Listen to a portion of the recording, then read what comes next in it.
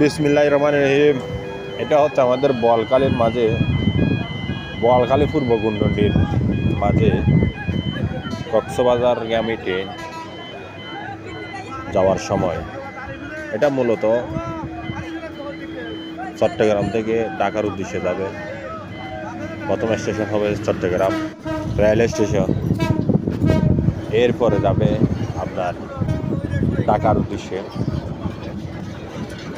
এই ট্রেনটির মধ্যে কয়টি বগি আছে আপনারা কমেন্টে জানাবেন। এই ট্রেন রাত 10টার দিকে বোয়ালখালী অতিক্রম করে।